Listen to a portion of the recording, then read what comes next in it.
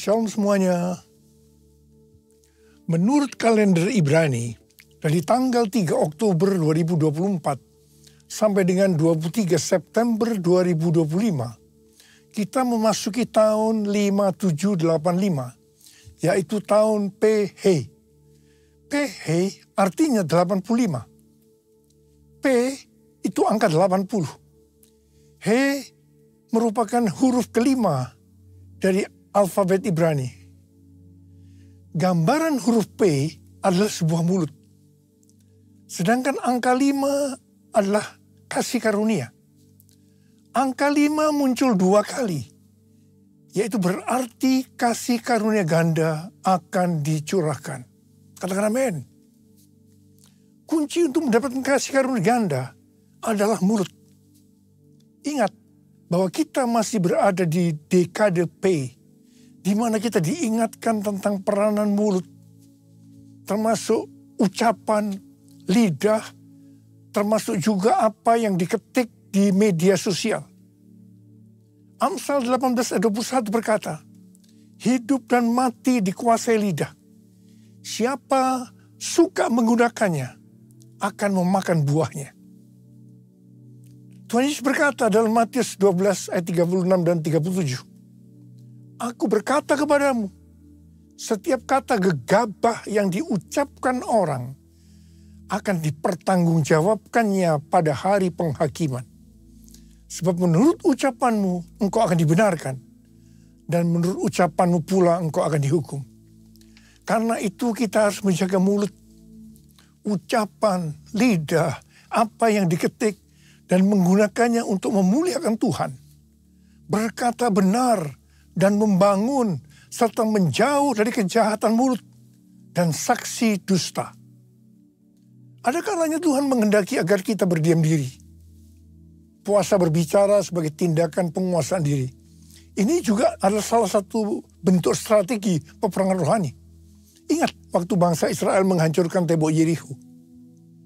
Kita baru meninggalkan tahun P Dalet 84 yang berbicara tentang pintu yang terbuka dan hanya orang yang merendahkan diri yang bisa memasuki pintu itu. Orang yang merendahkan dirinya, salah satu cirinya bisa lihat dari mulut, ucapan, lidah, dan apa yang diketik. Tahun 5785 ini merupakan kelanjutan dari tahun 5784, di mana merupakan tahun tiba-tiba.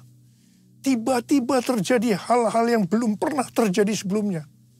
Termasuk peperangan, bencana alam, kekacauan, keributan, dan termasuk juga pemurnian dalam gerejanya. Makna tahun 5785 adalah tahun menyambut kedatangan Roh Kudus. Yang membuat umat Tuhan merasa butuh dan mengingini Roh Kudus.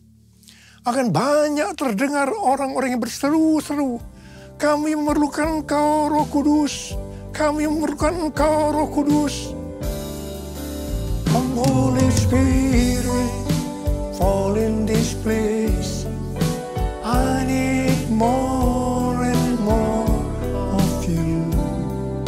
Fill me again with the power of your Spirit. Lord, I'm crying out for more and more of you.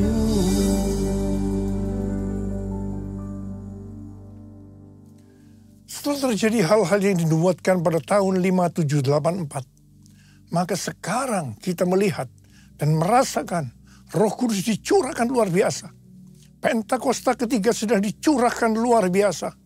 Harvest now, Jesus for everyone. Harvest now, Jesus for everyone. Gambaran kuno dari huruf H adalah seperti orang yang mengangkat tangan. Hari-hari ini akan banyak orang-orang yang mengangkat tangan untuk berdoa, memuji dan menyembah Tuhan. Karena lawatan Roh Kudus Pentakosta ketiga yang dahsyat terjadi. Ini kasih karunia ganda Tuhan. Makna angka 5, H, juga kita bisa lihat pada saat Tuhan Yesus memberkati 5 roti dan 2 ekor ikan untuk memberi makan 5.000 orang laki-laki. Juga dalam Kisah Para Rasul 3 dan 4 ketika Petrus dan Yohanes menyembuhkan orang yang sakit lumpuh sejak lahir. Dan setelah itu mereka memberitakan Injil. Maka jumlah orang yang menjadi percaya bertambah kira-kira 5.000 orang laki-laki. Angka 5.000 ini berbicara tentang penuaian jiwa yang besar. Penuaian jiwa yang terbesar dan yang terakhir sedang terjadi. Mereka sedang melihat tanda dan mujizat yang luar biasa. Pada saat Roh Kudus dicurahkan, maka akan terjadi seperti yang dituliskan dalam Yesaya 32 ayat 15 sampai 17 yang berkata, sampai dicurahkan kepada kita roh dari atas, maka padang gurun akan menjadi kebun buah-buahan. Dan kebun buah-buahan itu akan dianggap hutan. Di padang gurun selalu akan berlaku keadilan. Dan di kebun buah-buahan akan tetap ada kebenaran. Di mana ada kebenaran, di situ akan tumbuh damai sejahtera. Dan akibat kebenaran ialah ketenangan dan ketentraman untuk selama-lamanya. Sebelum Roh Kudus dicurahkan dalam hidup kita, sebelum kita dipenuhi dengan Roh Kudus, maka kita ini diibaratkan sebagai padang gurun.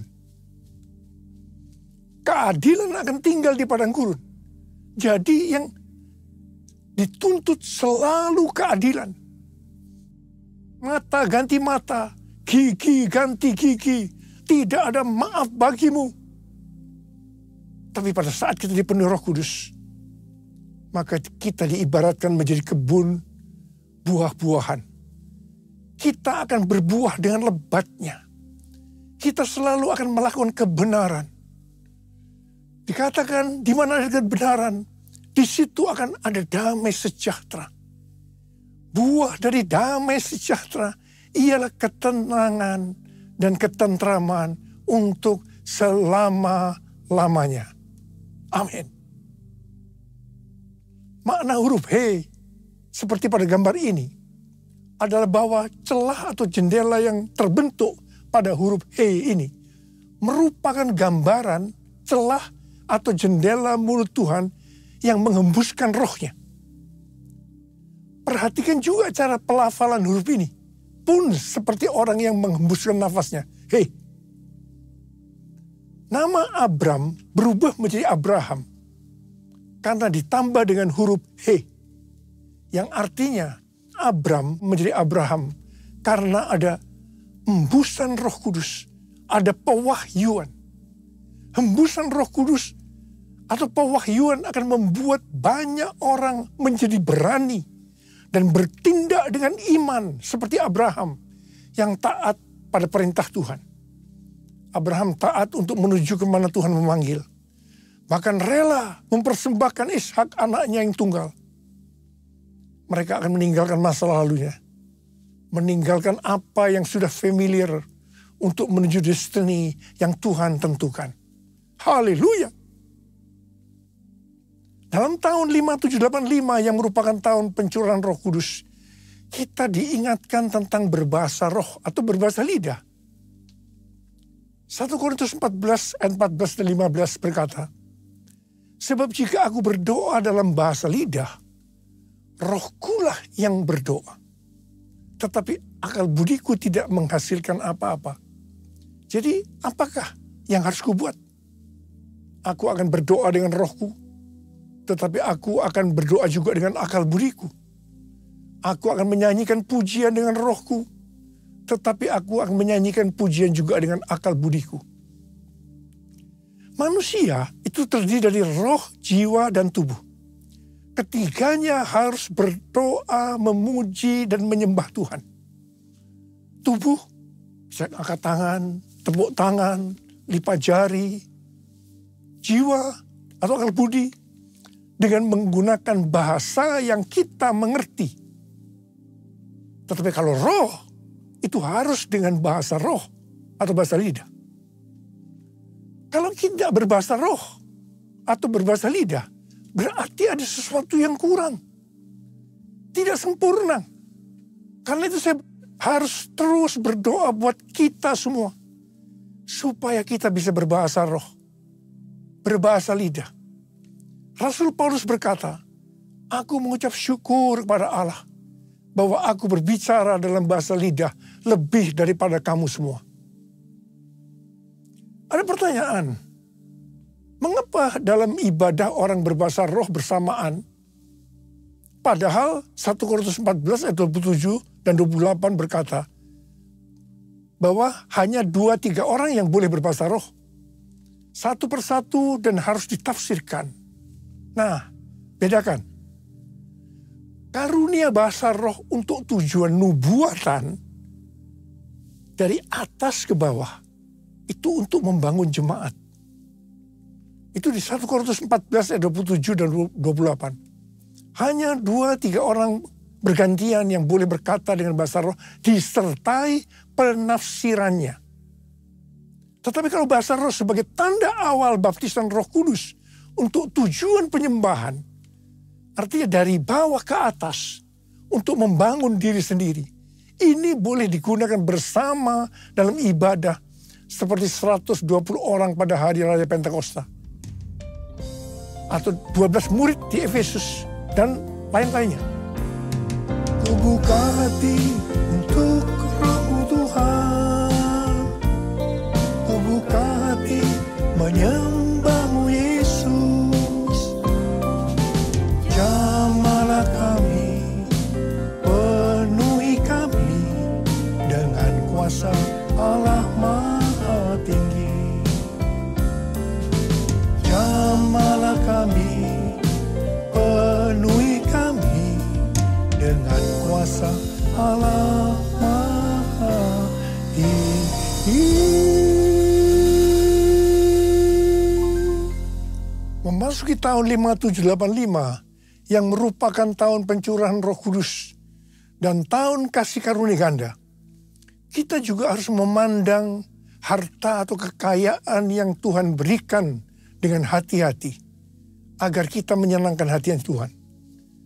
Sehubungan dengan berkat atau kekayaan yang Tuhan berikan kepada kita, maka teologi GBI bukan teologi kemakmuran atau teologi kemiskinan, teologi penderitaan, tetapi teologi penata layanan. Artinya harus seimbang dalam mengelola talenta atau kekayaan yang Tuhan berikan kepada kita. Jadi prinsip mengenai yang pertama, pandangan terhadap kekayaan. Teologi kemiskinan itu berkata dosa. Teologi kemakmuran berkata itu kebenaran. Tetapi teologi penata layanan berkata itu tanggung jawab. Hal yang kedua, saya bekerja untuk, menurut teologi kemiskinan, sekedar memenuhi kebutuhan. Tetapi teologi kemakmuran berkata ingin jadi kaya. Tapi teologi penata layanan itu untuk melayani Tuhan. Orang berdosa, menurut teologi kemiskinan, itu adalah orang kaya. Tapi menurut teologi kemakmuran, itu orang miskin. Tetapi teologi penata layanan adalah orang yang tidak setia. Itu adalah orang yang berdosa. Kemudian yang keempat, saya memberi karena yang pertama, menurut teologi kemiskinan, kewajiban. Tapi teologi kemakmuran berkata, untuk mendapat sesuatu nantinya. Tetapi teologi penata layanan, saya memberi karena mengasihi Tuhan.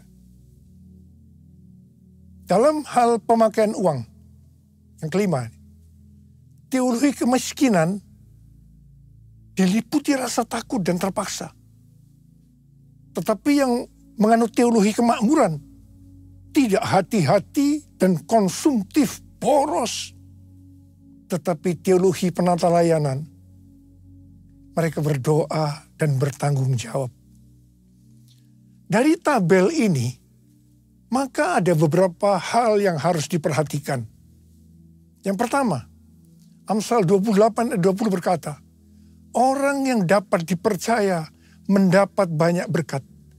Tetapi orang yang ingin cepat kaya tidak akan luput dari hukuman.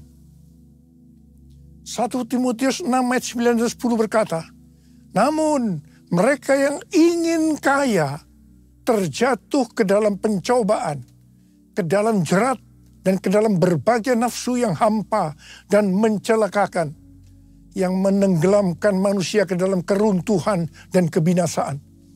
Sebab akar segala kejahatan ialah cinta uang. Dan karena memburu uanglah beberapa orang telah menyimpang dari iman dan menyiksa dirinya dengan berbagai duka. Ada seorang muda yang kaya datang kepada Tuhan Yesus dan berkata, Guru, perbuatan baik apakah yang harus ku perbuat untuk memperoleh hidup yang kekal? Tuhan Yesus menjawab, jikalau engkau ingin masuk ke dalam hidup, turutilah segala perintah Allah. Perintah yang mana? Jangan membunuh, jangan berzina, jangan mencuri, jangan mengucapkan saksi dusta, hormatilah ayahmu dan ibumu, dan kasihilah sesamamu manusia seperti dirimu sendiri. Jawab orang muda itu, semua telah kuturuti, apalagi yang masih kurang? Yesus berkata, jikalau engkau hendak sempurna, pergilah, juallah apa yang kau miliki, dan berikanlah itu kepada orang-orang miskin, dan engkau akan memiliki harta di sorga. Kemudian datanglah kemari, dan ikutlah aku. Mendengar perkataan itu, pergilah orang muda yang kaya itu dengan sedih, sebab hartanya banyak. Yesus berkata kepada murid-muridnya, sukar sekali orang kaya masuk ke dalam kerajaan sorga. Lebih mudah seekor unta melewati lubang jarum daripada orang kaya masuk ke dalam kerajaan Allah. Mendengar itu murid-muridnya gempar, tercengang dan berkata, jika demikian, siapakah yang dapat diselamatkan? Yesus berkata, bagi manusia hal ini tidak mungkin, tetapi bagi Allah segala sesuatu mungkin. Untuk bisa masuk kerajaan Allah, maka kita harus mengasihi Tuhan Yesus, Allah kita, dengan segenap hati, dengan segenap jiwa, dan dengan segenap akal budi, dan mengasihi sesama manusia seperti diri kita sendiri. Nah, orang muda yang kaya gagal mengasihi Tuhan Allah kita dengan segenap hati, jiwa, dan akal budi, karena hartanya banyak. Mazmur 62 ayat 11b berkata, apabila harta makin bertambah, janganlah hatimu melekat padanya. Jadi supaya hati kita tidak lekat pada harta, maka kita harus memberi. Alasannya karena mengasihi Tuhan, tidak yang lain-lain.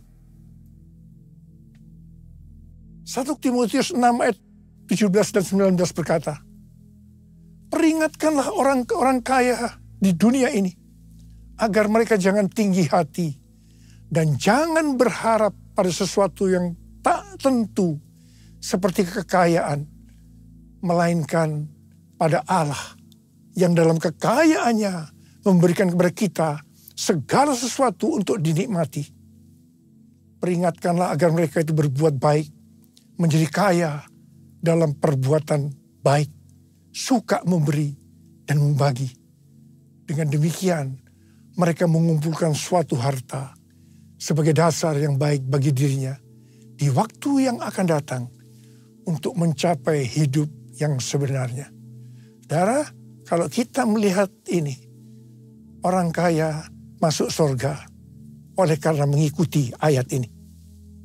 Sesuai dengan ayat tadi, kita melihat bahwa orang kaya bisa masuk surga.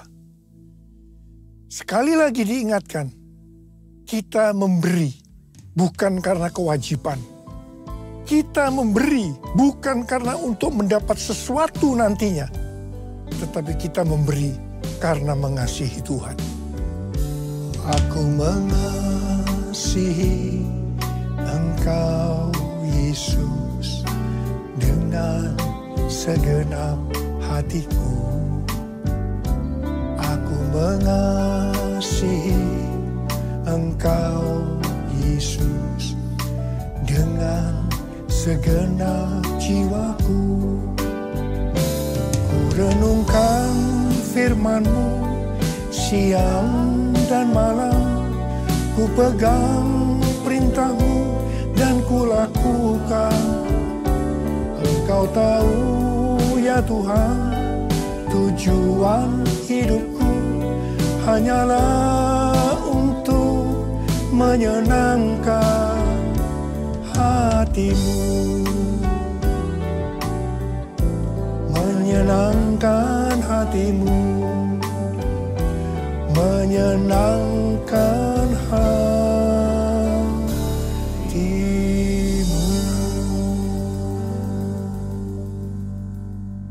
Tahun 5785 PH merupakan kelanjutan dari tahun 5784 P Dalet.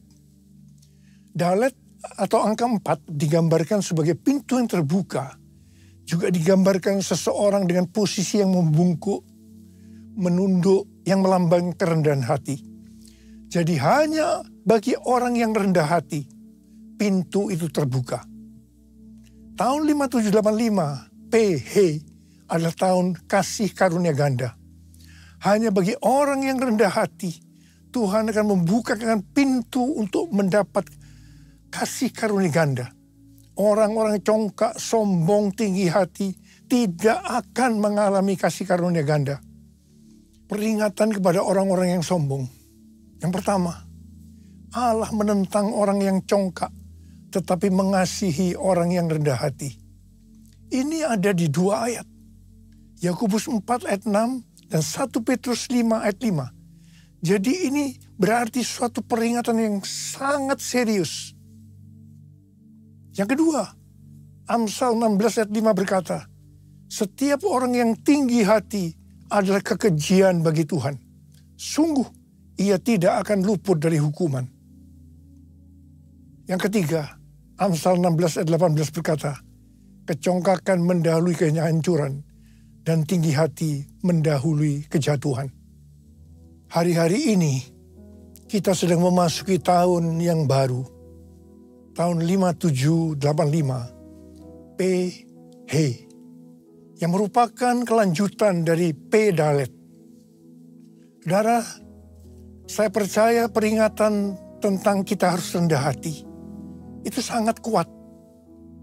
Sekali lagi, Tuhan sangat menentang orang congkak. Saya mau berdoa buat saudara. Mari kita semua di hadapan Tuhan. Mungkin selama ini tanah gersang, sehingga kesombongan muncul, padang gurun. Tapi mari kita sekarang angkat tangan kita. Kita katakan, kita minta, ini tahun Roh Kudus. Ini tahun pencurahan Roh Kudus. Mari angkat tangan kita di hadapan Tuhan. Nyanyikan bersama saya. Curahkan Tuhanku hujan Roh-Mu, basahilah sekarang tanah gersang. Jesus, telah lama ku nanti, berikan kini, lalu ku bersujud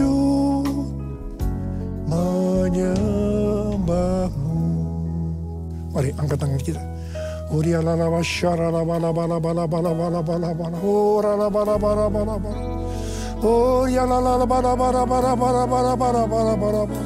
curahkan Roh-Mu. Curahkan Roh-Mu ya Tuhan, curahkan Roh-Mu. Biarlah padang gurun ini menjadi kebun buah-buahan. Kami yang congkak, ampuni kami Tuhan. Ampuni ya Tuhan. Buatlah kami menjadi rendah hati. Curahkan Roh-Mu, kami akan menerima Roh Kudus lebih lagi. Roh Kudus lebih lagi.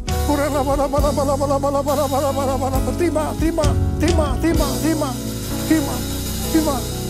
Telah lama ku nanti, berikan kini,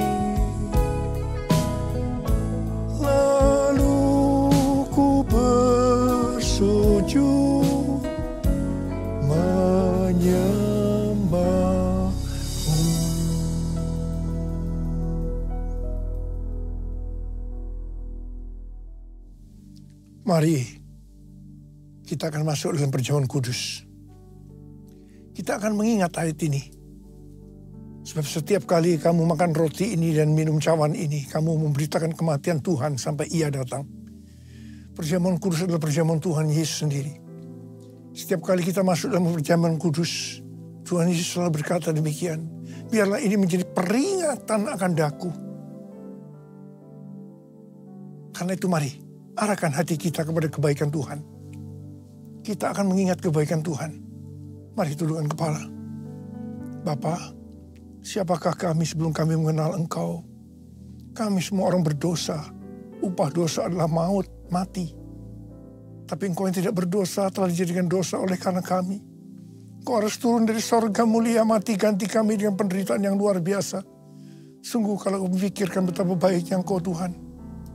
Engkau jadikan kami sebagai anak-anak-Mu. Engkau tuntun, Engkau bela, Engkau berkati, Engkau lindungi kami. Engkau juga tegur kalau kami salah. Itu Engkau ya Aba. Itu Engkau ya Aba. Kita akan diberkati Tuhan melalui perjamuan kudus. Tapi Tuhan mau kita makan dan minum dengan cara yang benar. Karena itu masing-masing berdoa. Introspeksi. Lihat keadaan diri masing-masing. Jangan menyimpan dosa. Kalau ada dosa yang Tuhan ingatkan saat ini, langsung minta ampun. Langsung minta ampun, ampuni saya Tuhan. Ampuni saya Tuhan, ampuni.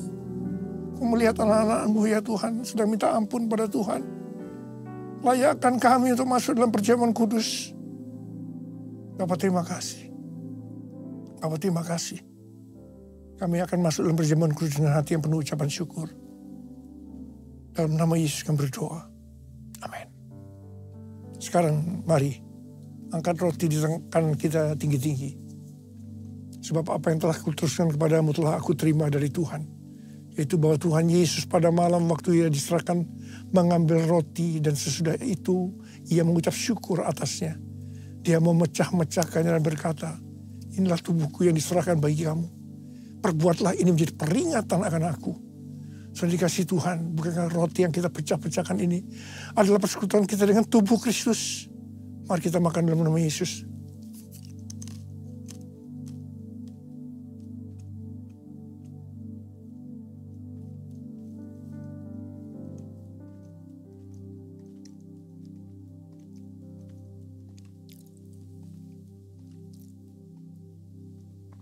Angkat cawan di tangan kanan kita tinggi-tinggi. Demikian juga yang mengambil cawan sesudah makan lalu berkata, cawan ini adalah perjanjian baru yang diterangkan oleh darahku. Perbuatlah ini setiap kali kamu minumnya menjadi peringatan akan aku. Sudah dikasih Tuhan. Bukankah cawan pengucapan syukur yang atasnya kita ucapkan syukur adalah persekutuan kita dengan darah Yesus. Mari kita minum dalam nama Yesus.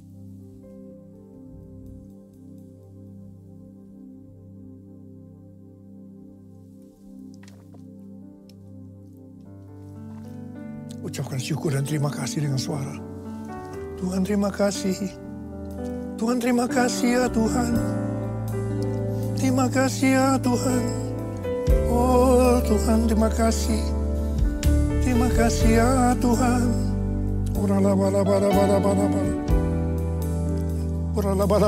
Tuhan, jamah anak-anak-Mu satu persatu. Mereka membutuhkan jamahan Tuhan. Jamah mereka ya Tuhan. Mereka butuh pertolongan Tuhan. Saat ini Kau sedang menyembuhkan yang sakit. Sedang membebaskan yang terikat. Yang menghibur yang susah. Menguatkan yang lemah. Memberikan pengharapan-pengharapan yang baru. Bagi yang datang dengan keadaan putus pengharapan. Tuhan Yesus, Kau baik. Kau sungguh baik dan sangat baik pada kami semua. Bapa terima kasih. Terima kasih. Terima kasih Tuhan. Terima kasih. Terima kasih Yesusku. Terima kasih Yesusku, puji syukur hanya bagi Tuhanku. Terima kasih Yesusku, terima kasih Yesusku, puji syukur hanya bagi Tuhanku. Terima kasih, terima kasih Yesusku, terima kasih Yesusku, puji syukur hanya bagi Tuhanku. Yesusku. Terima kasih Yesusku. Puji syukur hanya bagi Tuhanku. Puji syukur hanya bagi Tuhanku. Puji syukur hanya bagi Tuhanku.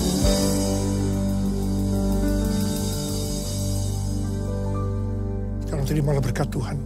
Kasih karunia berlimpah-limpah daripada Allah Bapa dalam Anak yang tunggal Yesus Kristus.